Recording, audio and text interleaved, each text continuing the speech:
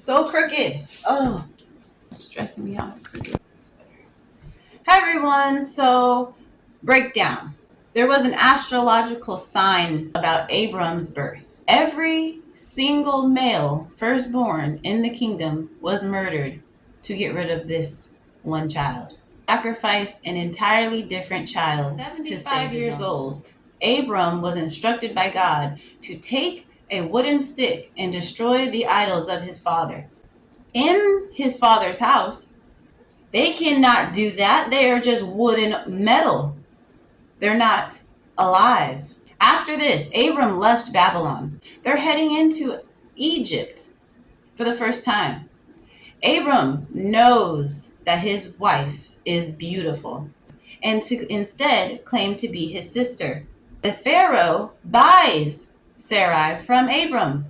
That night, before he was able to copulate with his new bride, the Lord came to him, saying, Pharaoh says, that's a great point. You're not wrong. He did not copulate with Sarai. Instead, he gifted Abram wealth.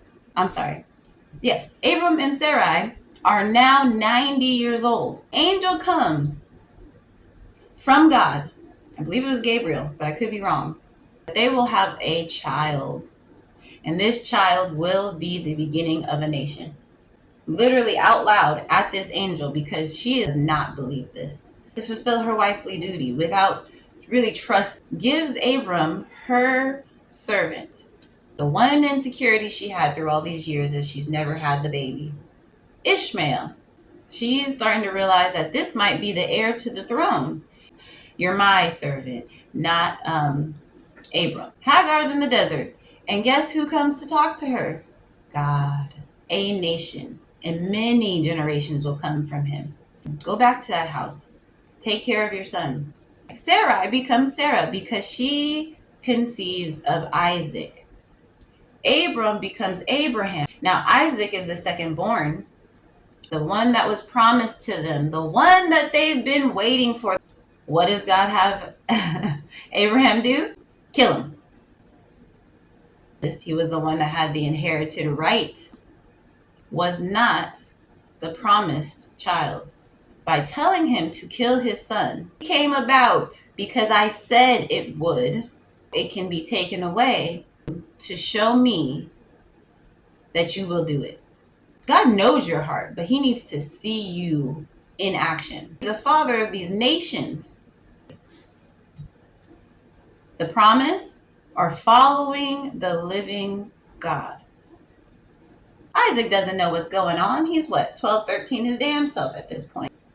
Brings up the axe to hit his child. Why would you let a father almost kill his child? Heir to your legacy. You still trust and fear me above all. The covenant established for Abraham.